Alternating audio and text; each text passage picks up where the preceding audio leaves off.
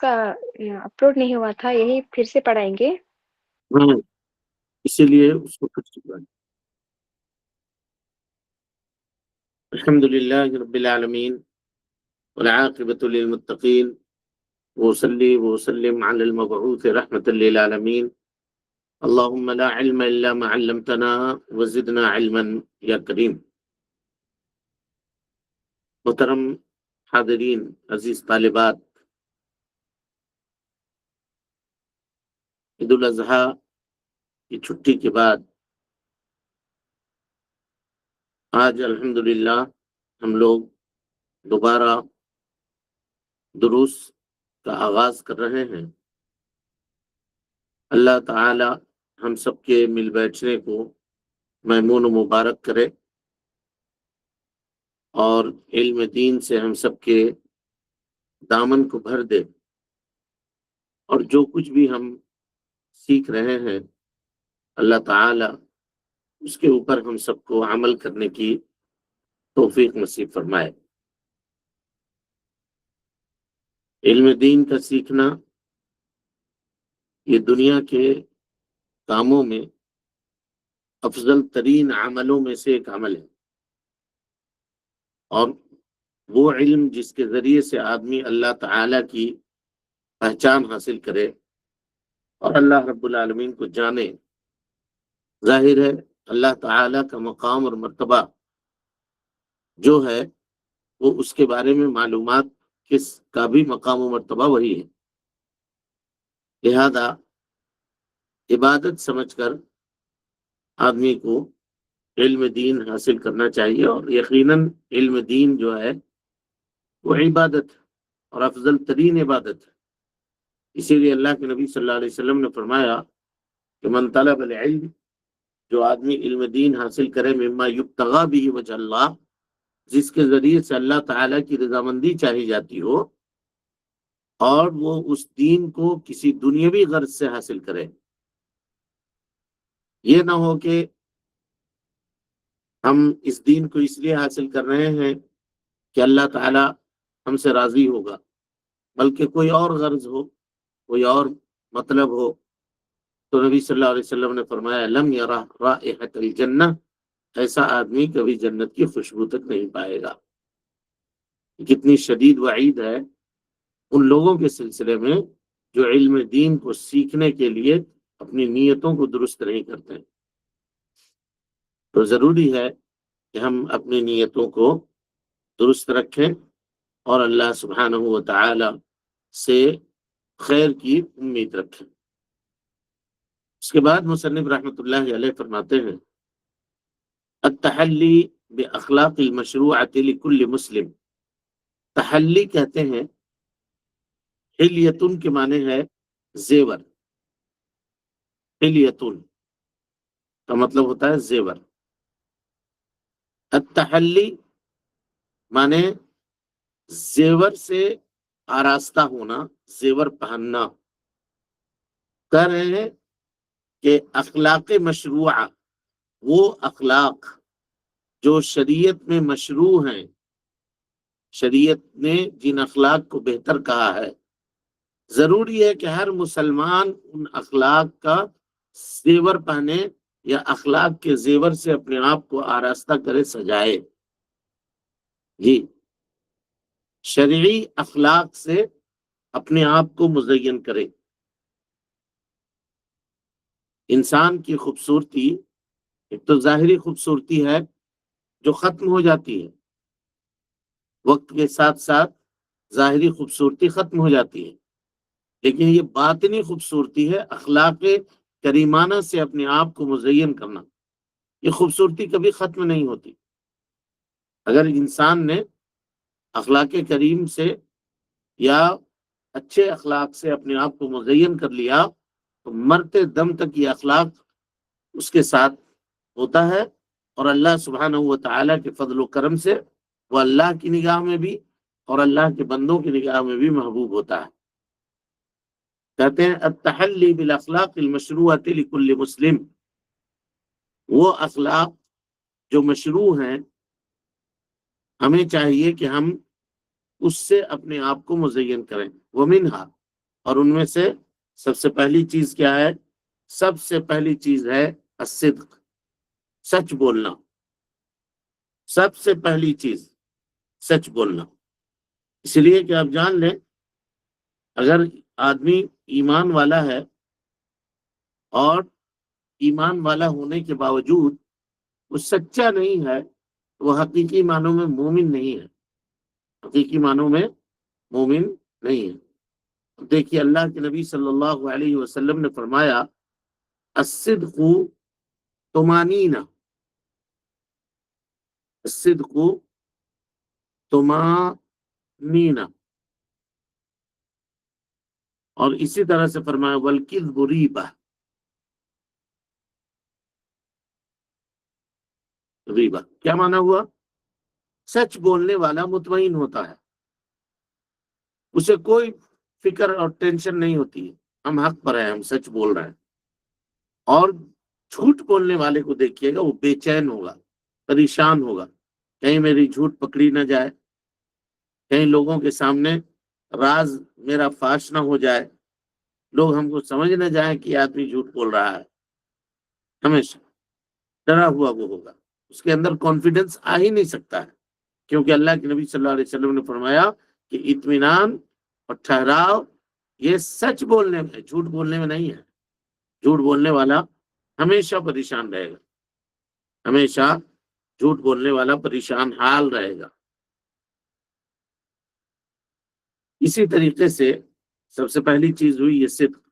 اللہ تعالیٰ فرماتا ہے یا ایھا الذین آمنوا اتقوا اللہ، اے ایمان لانے والو اللہ کا تقوی اختیار کرو. یہ قرآن کی آیت ہے. یا ایھا الذین آمنوا اتقوا اللہ، آمنوا اتقوا اللہ وکونوا مع الصادقین، وکونوا مع الصادقین. اے ایمان لانے والو اللہ کا تقوی اختیار کرو اور سچ بولنے والوں کے ساتھ رہو. کن کے ساتھ رہو؟ سچ بولنے والوں کے ساتھ رہو. اللہ کا تقوی اختیار کرو اور سچ بولنے والوں کے ساتھ رہو. تو یہ ہے صدق، سچائی. ہمیشہ کوشش کرے آدمی کہ سچ بولے. سچ بول کر کے نقصان اٹھا لینا جھوٹ بول کر کے فائدہ اٹھانے سے کئی گنا زیادہ بہتر ہے کہ آدمی ہمیشہ کیا کرے؟ سچ بولے. اس کے بعد ہے امانت، امانت داری. امانہ مانے امانت داری. اور امانت داری کی دو قسم ہے جی. ایک وہ امانت جو اللہ کی ہے، اللہ کی امانت. اور نمبر دو دوسری چیز جو ہے وہ اللہ کے بندوں کی امانت. بندوں کی امانت، یہ دو چیزیں. ایک اللہ کی امانت، اللہ کے بندوں کی امانت. اللہ کی امانت کیا ہے؟ اللہ کی شریعت. شریعت یہ امانت ہے، کیونکہ اللہ تعالیٰ فرماتا ہے قرآن مجید میں اِنَّا عَرَضْنَا الْأَمَانَةَ عَلَى السَّمَاوَاتِ وَالْأَرْضِ، ہم نے امانت کو پیش کیا آسمانوں کے اوپر اور زمینوں کے اوپر، والجبال پہاڑ کے اوپر، فَأَبَيْنَ أَن يَحْمِلْنَهَا تو ان سب نے اس کو اٹھانے سے انکار کر دیا. وَحَمَلَهَا الْإِنسَان اس کو انسان نے اٹھایا. إِنَّهُ كَانَ ظَلُومًا جَهُولًا بے شک انسان ظالم ہے اور جاہل ہے. ظالم اور جاہل ہے، امانت کو سیکھتا نہیں ہے تو جاہل ہے، اور سیکھ کر کے اس کے اوپر عمل نہیں کرتا ہے تو ظالم ہے. تو یہ ہے امانت، اللہ کی امانت، اللہ کی شریعت. اور دوسری بندوں کے آپس میں ایک دوسرے سے امانت. چاہے کسی نے کسی کے پاس کوئی پیسہ رکھا، کوئی مال رکھا، یا کوئی بات رکھی، مثلا کوئی سہیلی ہے کسی کی یا کوئی دوست ہے، وہ کہا کہ بھائی تمہیں ایک راز کی بات میں بتا رہا ہوں، کسی کو مت کرنا. حالانکہ کسی کو اپنی راز کی بات نہیں بتانی چاہیے، اور یہ کہہ کر کے تو نہیں بتانی چاہیے کہ کسی کو مت کہنا، وہ ضرور کسی دوسرے سے کہے گا. جیسے آپ اس پر اعتماد کرتے ہیں، کوئی دوسرا آپ کا دوست بھی کسی دوسرے پر اعتماد کرتا ہوگا. اسی لیے راز جب ایک سینے سے نکل جائے تو افشا ہو جاتی ہے، پھر وہ باقی نہیں رہتی. لیکن اگر کہیں کوئی بات ہوئی یا آپ کہیں رہتے ہیں یا کسی جگہ پہ ہیں یا کسی کو گفتگو کرتے ہوئے سنا کہ کوئی آدمی کوئی بات کر رہا ہے فون پہ، تو یہ کیا ہے؟ امانت ہے. کسی مجلس میں بیٹھے ہوئے ہیں، اب مجلس میں ظاہر ہے 2-3 طرح کی باتیں ہوتی ہیں، وہاں بیٹھے ہوئے ہیں، ساری باتوں کو سن لیا اور کہا کہ تم کل موجود نہیں تھے فلاں جگہ پر، تمہارے بارے میں زید نے یہ کہا، بکر نے یہ کہا، عمر نے یہ کہا، فلاں نے یہ کہا، فلاں نے یہ کہا، سب تمہارے بارے میں ایسا ایسا کہہ رہے تھے. بس وہ شخص ظاہر ہے اس کو خراب لگے گا، ناراض ہوگا. تو یہ امانت میں خیانت ہے اور یہ منافقوں کی علامت ہے.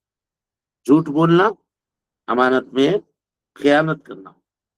اور اسی طرح سے اللہ کے نبی جناب محمد رسول اللہ صلی اللہ علیہ وسلم نے فرمایا ادی الامانہ، ادی الامانہ،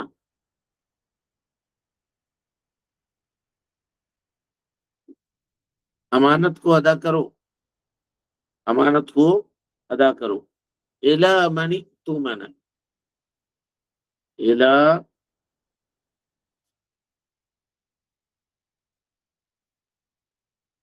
جو تم کو امانت دار بنایا ہو اس سے جا کر کے آپ اس کی امانت دے دیں، ادا کر دیں. تو یہ دونوں طرح کی امانتیں ہیں جس کا ذکر ہم نے ابھی آپ کے سامنے کیا ہے. اس کے بعد مصنف کہہ رہے ہیں العفاف، عفاف پاک دامنی اختیار کرنا، اپنے آپ کی حفاظت کرنا، یہ ہے عفاف. اور دونوں چیزوں سے، گناہوں سے بچنا، ہاں، اور اسی طریقے سے اپنے عزت و آبرو کی حفاظت کرنا، حیا اور شرم کا پاس و لحاظ رکھنا. یہ دونوں چیزوں عفاف کے اندر آتی ہیں. گناہوں سے بچنا یہ عفاف ہے، پاک دامنی اختیار کرنا، گناہوں سے، گناہوں کے چھینٹوں سے دامن آلودہ نہ ہو، کبھی جھوٹ نہ بولیں، کبھی غیبت نہ کریں، کبھی چغلی نہ کریں، ہاں، کبھی کوئی حرام کام نہ کریں، ناجائز کام نہ کریں. ان تمام چیزوں سے اپنے آپ کو بچانا یہ عفاف کہلاتا ہے. اس کے بعد ہے حیا. حیا آپ سب جانتے ہیں، حیا شرم و حیا کہتے ہیں. اور حیا کہتے ہیں انسان کے اندر پائی جانے والی وہ فطرت جو انسان کو ہر برے کام کرنے سے روکتی ہو، ہر برے کام کرنے سے. کہا یہ کام کرو، نہیں، ہمیں حیا آتی ہے. اور حیا کبھی آدمی انسان سے کرتا ہے اور کبھی اللہ سے کرتا ہے. اللہ سے حیا ہر وقت کرنی چاہیے. انسان سے اگر آدمی حیا کر رہا ہے تو چلو کوئی ہمیں یہاں نہیں دیکھ رہا ہے، ہم کسی کی نگاہ میں نہیں ہیں، چھپ کر ہے. اللہ سبحانہ و تعالیٰ تو ہر جگہ دیکھ رہا ہے. تو اس سے چاہیے کہ حیا کرے. کیوں؟ کیونکہ اس نے جس کام کے کرنے سے منع کیا ہے، اگر کوئی بندہ اس کام کو کرتا ہے، چاہے بندہ ہو یا بندی ہو، اللہ ناراض ہوتا ہے اس سے. تو اللہ کے ناراضگی سے اپنے آپ کو بچانا یہ حیا ہے. تو ہمیں چاہیے کہ ہم حیا جیسے اخلاق سے اپنے آپ کو متصف کریں. اور اسی طریقے سے اللہ کے نبی صلی اللہ علیہ وسلم نے فرمایا والحیاء شعبۃ من الایمان، حیا،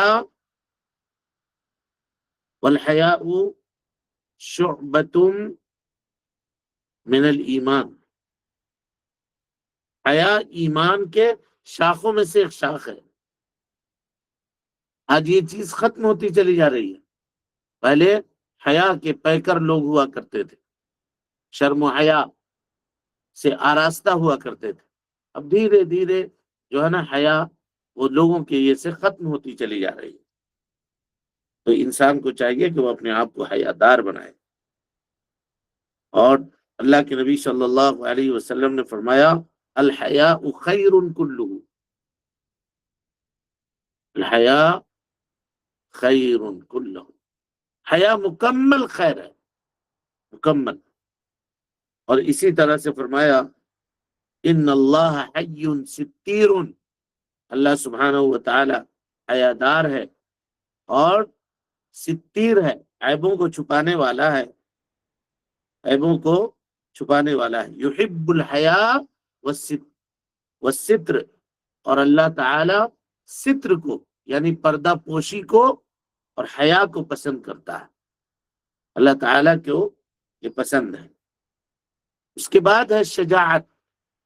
شجاعت کے معنی بہادری، بزدلی نہیں، بہادری۔ ہر مسلمان کو چاہیے کہ وہ بہادر ہو۔ بہادر ہو کس معاملے میں؟ اللہ کے فرامین کو نافذ کرنے کے معاملے میں، اللہ تعالیٰ کی شریعت کے اوپر عمل کرنے کے معاملے میں بہادر ہو، بزدل نہ ہو۔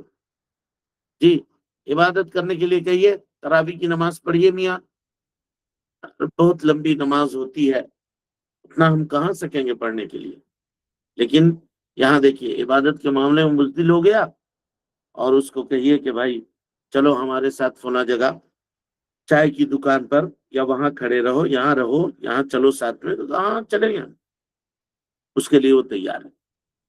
یہ بزدلی۔ شجاعت و بہادری اللہ سبحانہ و تعالیٰ کے دین کے لیے، اس کی عبادت کے لیے ہونی چاہیے۔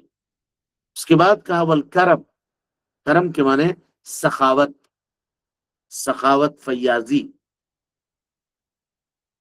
سخاوت، اور اس کا الٹا ہے بخالت۔ تو آدمی سخی ہو، بخیل نہیں ہو۔ والوفا، اگر کسی سے وعدہ کرے، جو کوئی بھی وعدہ ہو، اس وعدے کو چاہیے کہ اس کو پورا کرے، وفادار رہے ہر ایک کے تعلق سے۔ اگر کوئی خاتون ہے، شوہر والی ہے، وہ اپنے شوہر کے تعلق سب سے پہلے اپنے رب کے لیے وہ وفادار رہے، اپنے شوہر کے لیے وفادار رہے، ماں باپ کے لیے وفادار رہے، جی، شریعت اسلامیہ کے لیے وفادار رہے۔ وفاداری بہت بڑی اور بہت عظیم خصلت ہے۔ اس کے بعد کہا والنزاحۃ، نزاح مانے بچانا، بچانا، اپنے آپ کو بچا کر رکھے، عن کل ما حرم اللہ، ہر اس کام سے جس کو اللہ سبحانہ و تعالیٰ نے حرام کیا ہے، ہر وہ کام جس کو اللہ نے حرام کیا ہے اس سے اپنے آپ کو بچا کر کے رکھے۔ وحسن الجوار، پڑوسی کے ساتھ اچھا سلوک کرے، حسن جوار، پڑوسیوں کے ساتھ اچھا سلوک کرے۔ ومساعدۃ ذوی الحاجہ، اور کوئی حاجت مند ہو، کوئی ضرورت مند ہو تو اپنی طاقت کے برابر اس کی وہ مدد کرے، مساعدت کرے یعنی مدد کرے۔ وغیر ذلك من الاخلاق التي دل الكتاب او السنہ على شرعیتها، اور اس کے علاوہ بھی جو اخلاق ہیں جس کے اوپر اللہ کی کتاب اور نبی صلی اللہ علیہ وسلم کی سنت دلالت کرتی ہے، اس کو اپنے اندر نافذ کرنے کی کوشش کریں۔ مساعدۃ ذوی الحاجات کے معنی ہے جی، اگر کوئی آدمی مثلا جو ہے معذور ہے، اس کی آپ مدد کریں۔ آپ بازار سے گزر رہے ہیں، دیکھا کہ کوئی خاتون ہے تھیلا لیے ہوئے ہے، نہیں اٹھا سک رہی ہے، اس کی مدد کر دیں ذرا اس کو اٹھانے میں۔ یہ اسی طریقے سے علم دین کے معاملے میں اس کی مدد کریں۔ اگر کوئی چیز سمجھ میں بات نہیں آ رہی ہے، تعلیم کے معاملے میں کوئی چیز سمجھ میں نہیں آ رہی ہے، تو اس کو وہ چیزیں بتائیں۔ یہ سب انسان کی جانب سے صدقہ ہے۔ کوئی آدمی ہے، کسی بس گاڑی ہے، چل کر کے جا رہا ہے، ان دنوں گرمی کا دن ہے، دھوپ کا موسم ہے، دیکھا کہ ایک شخص ہے جو پیدل جا رہا ہے، اس کا گاڑی وغیرہ کچھ بھی نہیں ہے، تو روک لیا، جان پہچان کا ہے، اس کو بٹھا لیا ساتھ میں، چلیے آپ بازار جا رہے ہیں، ہم آپ کو بازار چھوڑ دیتے ہیں، ظہر کے وقت نکل رہے ہیں، مسجد جا رہے ہیں، چلیے مسجد چھوڑ دیتے ہیں، ہم بھی مسجد جا رہے ہیں، چلیے ساتھ میں نماز کے لیے جائیں گے۔ اس طرح سے اپنے ساتھی کی، اپنے دوست کی طاقت بھر اس کی مدد کرنا۔ ہاسپٹل گئے، دوا کی دکان پر گئے، دیکھا کوئی غریب آدمی ہے دوائیں خرید رہا ہے، ایسے نہیں سمجھ میں آ جاتا ہے کہا کتنے کی دوا ہوئی، اب آپ کے پاس اتنی طاقت ہے کہ آپ اس کو 2 دن کی دوا دلا دیں، 3 دن کی دوا دلا دیں، کوئی ضروری نہیں ہے کہ آپ مہینے بھر کی دوا دلائیں، 2 دن کی دلاتے 2 دن کی آپ دلا دیں، آپ نے مدد کر دی اس کی۔ اس طرح سے انسان کو چاہیے کہ وہ اپنے بھائی کی مدد کرے۔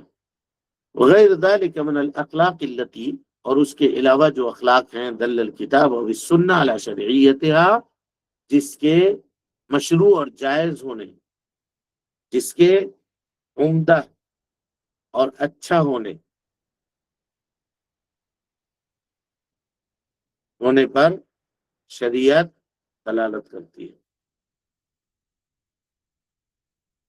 دیکھیے جتنے بھی عمدہ اور اچھے اخلاق ہیں، اہل ایمان کو چاہیے کہ اس سے وہ اپنے آپ کو آراستہ کریں۔ جتنے بھی بہترین اخلاق، کوشش کرنی چاہیے کہ اس سے ہم اپنے آپ کو سجا کر کے رکھیں، آراستہ کریں۔ اب اس کے بعد مصنف رحمۃ اللہ علیہ فرماتے ہیں التأدب بالآداب الاسلامیہ، اسلامی آداب سے اپنے آپ کو مؤدب بنانا، ادب دینا، اپنے آپ کو ادب والا بنا کر کے رکھنا، کس سے؟ اسلامی آداب سے، اسلامی آداب سے۔ ادب جو ہے نا جی، ادب ہے یہ مأدوبہ سے، مأدوبہ اس طرح سے، مأدوبہ، مأدوبہ کی کس کو کہتے ہیں؟ دسترخوان کو، دسترخوان جس کو بچھا کر کے، جس پر ہم لوگ کھانا وغیرہ رکھ کر کے، ناشتہ رکھ کر کے کھانا کھاتے ہیں یا ناشتہ کرتے ہیں، دسترخوان، اسی کو کہتے ہیں مأدوبہ، اسی سے نکلا ہے ادب۔ تو دسترخوان بچھا کر کے آپ لوگ کیا کہتے ہیں، یا کوئی بھی کیا کہتا ہے؟ چلیے آئیے تشریف لائیے، دسترخوان لگ گیا، چلیں دسترخوان لگ گیا، دسترخوان لگا ہوا ہے، یہ کہتے ہیں نا۔ یعنی ایسی چیز جس کی جانب لوگوں کو بلایا جائے، لوگوں کو شامل کیا جائے، لوگوں کو اس کی جانب آنے کی دعوت دی جائے، وہ ہے ادب۔ تو ایسے اچھے اخلاق، ایسا اچھا طریقہ، ایسا بہترین چال چلن کہ جس کو اختیار کرنے کی دوسروں کو دعوت دی جائے، وہ ادب ہے۔ بالکل اسی طرح سے جیسے دسترخوان بچھا کر کے اس پر بیٹھنے کو یا اس کو وہاں سے کھانے کو لوگوں کو ترغیب دی جاتی ہے یا بلایا جاتا ہے۔ اب ان آداب میں سب سے پہلا ادب ہے السلام، السلام۔ جب کبھی کوئی مسلمان کسی مسلمان بھائی سے ملے، یا کوئی مسلمان بہن سے ملے، سب سے پہلی چیز اسے جو کرنا ہے، کیا کرنا ہے؟ سلام سے ابتدا کرنی ہے۔ السلام علیکم ورحمۃ اللہ وبرکاتہ، جی سلام کرنی ہے اس کو۔ آج یہ چیزیں لوگوں کے درمیان سے ختم ہوتی چلی جا رہی ہیں۔ لوگ پہلی مرتبہ ملیے سلام نہیں کرتے، پھر دوبارہ ملیے یا کوئی بتا دیتا کہ اچھا فلاں ہے، ہم آپ کو پہچان نہیں سکے اسی لیے ہم نے آپ کو سلام نہیں کیا۔ تو آپ پہچانیے گا تب سلام کیجیے گا۔ یہ تو سمجھ میں آ رہا نا کہ آدمی ٹوپی لگائے ہوا ہے، کرتا پجامہ پہنے ہوا ہے، داڑھی رکھے ہوا ہے، مسلمان کی طرح لگ رہا ہے، مسجد میں ملاقات ہوئی، مسلمان ہے، سلام کیجیے، اس میں کیا؟ نبی صلی اللہ علیہ وسلم نے فرمایا قیامت کی نشانی ہوگی کہ لوگ اپنے جان پہچان کے لوگوں کو صرف سلام کریں گے، بس جو انجانا ہے اس کو سلام نہیں کریں گے۔ آج دیکھیے وہ چیز کیسی صادق آتی ہے، سلام نہیں کرتے ہیں اور اس کو کہتے ہیں اچھا آپ ہیں فلاں ہیں، ہم نے آپ کو پہچانا نہیں، اس وجہ سے ہم نے آپ کو سلام نہیں کیا۔ سلام کرنا چاہیے، یہ سلام دعا ہے۔ ہم جس سے سلام کرتے ہیں السلام علیکم ورحمۃ اللہ، اس کو یہ دعا دیتے ہیں کہ اللہ کی سلامتی ہو تمہارے اوپر، اور جس کو ہم دعا دیں کہ اللہ کی سلامتی ہو تم پر، اس کے لیے ہم برائی کیسے چاہ سکتے ہیں؟ اس کی غیبت کیسے کر سکتے ہیں؟ اس کی چغلی کیسے کر سکتے ہیں؟ اس کی برائی کیسے کر سکتے ہیں؟ اس کو کسی کے سامنے بے عزت کیسے کر سکتے ہیں؟ ہاں، ہم صرف اسلامی ادب کو فارمیلٹی کے طور پہ سمجھتے ہیں، اسی لیے یہ سمجھنا ضروری ہے جس کو سلام آپ کر رہے ہیں یا ہم کر رہے ہیں تو ہم یہ کہہ رہے ہیں، بتا رہے ہیں کہ بھائی ہماری طرف سے آپ محفوظ رہو۔ کیوں؟ کیونکہ ہم آپ کو جب سلامتی کی دعا دے رہے ہیں، اللہ سے آپ کے لیے سلامتی طلب کر رہے ہیں، تو ہم آپ کے لیے برا کیسے چاہیں گے؟ کیسے چاہیں گے؟ کیسے چاہیں گے کہ فلاں کے لیے برا ہو جائے؟ کیسے فلاں کے خلاف سازش کریں گے؟ یہ مطلب ہے سلام کا، اور اس سے انسان کو نیکیاں ملتی ہیں، اس نے اخلاق کی علامت ہے۔ آج لوگ کہتے ہیں کہ ہم چھوٹے ہیں وہ بڑا ہے، وہ بڑا ہے ہم چھوٹے ہیں، تو بڑا چاہتا ہے کہ چھوٹا ہم کو سلام کرے۔ گھر میں ساس ہے، بہو نے سلام نہیں کیا، ہو سکتا ہے کبھی کسی دھن میں رہی ہو، ذہن سے بات نکل گیا ہو، سلام نہیں کیا، تو اب ساس بھی انتظار میں بیٹھی رہے گی کہ ہم کو کرے وہ سلام، وہ بہو ہے، ساس ہی کرتے سلام، السلام علیکم، تو یہ شرمندہ بھی ہو جائے گی اور اس کو اچھا سبق بھی مل جائے گا، سلام کرنے کا حکم بھی اس کو حاصل ہو جائے گا۔ لیکن ہم لوگ اس طرح نہیں کرتے، بس ہم یہ چاہتے ہیں کہ لوگ ہمارے حق کو ادا کریں بس، اور اس کے بعد ہمارے اوپر جو چیز ہے اس کو ہم نظر انداز کرتے ہیں۔ والبشاشہ، بشاشہ کہتے ہیں ہمیشہ تر و تازہ رہنا، تر و تازہ رہنا، کسی سے ملنا مسکرا کر ملنا، تو کسی سے ملاقات کر رہے ہیں ایک دم عبوسن قمطریرا، منہ جو ہے بسور کر کے اس سے ملاقات کر رہے ہیں، جیسے دیکھنے والے کا چہرہ جو ہے دیکھنے والے کے منہ میں کریلا چڑھ جائے،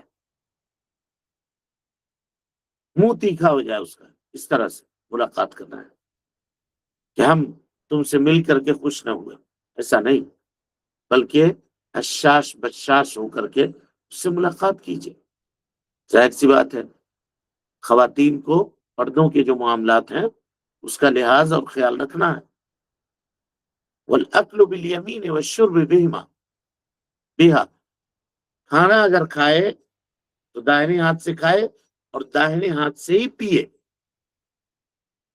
کھانا بھی دائیں ہاتھ سے، پینا بھی دائیں ہاتھ سے۔ کچھ لوگوں کو دیکھیے گا دائیں ہاتھ پہ چائے کا کپ لیے ہوئے ہیں یا بائیں ہاتھ پہ چائے کا کپ لیے ہوئے ہیں، دائیں ہاتھ سے بسکٹ کھا رہے ہیں اور بائیں ہاتھ سے چائے پی رہے ہیں، ناجائز ہے، نہیں کرنا ہے اس طرح، کیونکہ شیطان جو ہے وہ بائیں ہاتھ سے کھاتا ہے، اور کچھ لوگ آج فیشن کے طور پر بائیں ہاتھ سے دیکھیے گا کھاتے ہیں، تکبر کی علامت ہے۔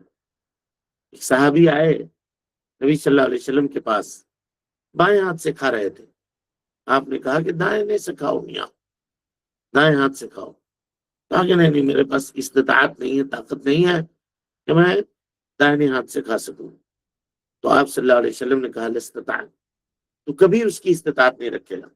صحابی کہتے ہیں کہ اس کے بعد میرا جو وہ ہاتھ تھا وہ سوکھ گیا اور منہ تک نہیں جا سکا، منہ تک ہاتھ لے کر نہیں جا سکے۔ جی، تو اللہ کے نبی صلی اللہ علیہ وسلم نے اس عمل پہ منع کیا اور اس پر اس صحابی کو ڈانٹا۔ اس سے یہ پتا چلتا ہے کہ یہ عمل جائز نہیں ہے۔ آج عام لوگوں کو بچے سے ہی اس کی تربیت کیجیے، چھوٹا بچہ ہے کوئی چیز دے رہے ہیں پہلے بائیں ہاتھ بڑھائے نہ، دائنے ہاتھ سے لیجیے، بائیں ہاتھ سے بیٹھ کر کھا رہا ہے، روٹی کھا رہا ہے یا چاول کھا رہا ہے، پہلے ہی کہیے بابو اس ہاتھ سے نہ کھائیے، اس ہاتھ سے کھائیے، یہ بتائیے، سکھائیے، سکھانے کی چیزیں، بتانے کی چیزیں۔ اور ایک مرتبہ، اب اصل ہوتا کیا ہے دیکھیے، ہم لوگ بچپنے میں جس اسکول میں اس کو پڑھاتے ہیں وہاں پردہ وغیرہ کا کوئی خیال نہیں ہوتا، اب بچی جوان ہو جاتی ہے 15 سال کی، میٹرک کرتے کرتے 16 سال کی ہو جاتی ہے، اس کے بعد اچانک کہتے ہیں کہ چہرہ چھپانا ہے، کل تک وہ اسکرٹ پہن کے اسکول جا رہی تھی، اب کہہ رہے ہیں کہ اب تم کو چہرہ چھپانا ہے، اب تم کو یہ نقاب پہننا ہے، یہ کالا کپڑا پہننا ہے، تب وہ سمجھتی ہے کہ اب تو ہم جوان ہو گئے، اب یہ کپڑا ہمارے لیے بوجھ ہے، ہم ویسے ہی صحیح تھے۔ بچپنے سے یہ ساری چیزیں ماں باپ کی ذمہ داری ہے کہ وہ اپنے بچوں کو سکھائیں، بتائیں، جیسے دوسری چیزیں بتاتے ہیں، اس کی جانب رہنمائی کرتے ہیں، دنیا داری کے متعلق ان کو بتاتے ہیں، ویسے دین کے متعلق بتائیں۔ دینی زیورات سے، دنیاوی زیورات اگر نہ بھی دیں تو اس سے اتنا فرق نہیں پڑے گا، لیکن اگر اسلامی زیور سے آراستہ نہیں کیا، دینی زیور سے، شرعی زیور سے آراستہ نہیں کیا، تو آپ اپنا بھی نقصان کر رہے ہیں اس دنیا میں اور آخرت میں، دونوں کا نقصان کر رہے ہیں۔ اللہ تعالیٰ سے دعا ہے کہ وہ ہم سب کو حسن عمل کی توفیق دے، ہم سب کی اصلاح فرمائے، نیکیوں کو قبول کرے، سیئات سے درگزر فرمائے، جب تک زندہ رکھے دین اسلام پہ زندہ رکھے، اور جب اٹھائے ایمان پہ اٹھائے۔